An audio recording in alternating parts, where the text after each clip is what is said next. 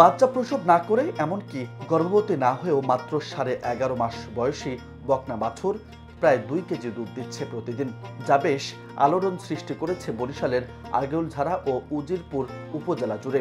বিষয়টি প্রকাশ্যে আসলে বাছুরটিকে দেখতে ভিড় করছে কৌতূহলী মানুষ। এই গরু আমি জানতাম শুনি নাই যে গরু নাভি এলে দুধ হয়, ব্যবহারেও নাই, ডাকেও নাই। এই অলৌকিক ঘটনা শুনি আমি অনেক দূরের তাইছি দেখতে।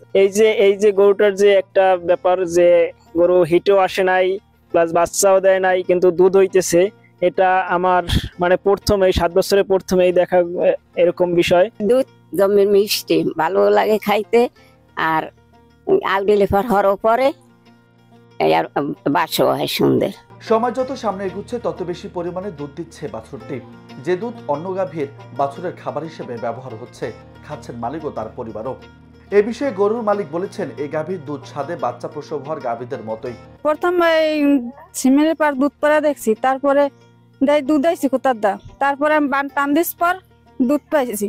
দুধ পাওয়ার পরে এরপর ডাক্তার খাওয়াচ্ছে, এরপর না 6-7 দিন ধরে গিয়ে 1.5 কেজি 2 কেজি দোয়াই। হরমোনাল ইমব্যালেন্সের কারণে এটা হতে পারে। এটা সাধারণত যে বকনা গরুর বা গাভী গরুর যে হরমোনাল যে সিস্টেমটা আছে, এটা ইমব্যালেন্সের জন্যই শুধু এটা হয়ে থাকে। আর এ গরুর দুধ খাওয়াটা সেফ, এটার মধ্যে কোনো সমস্যা নেই।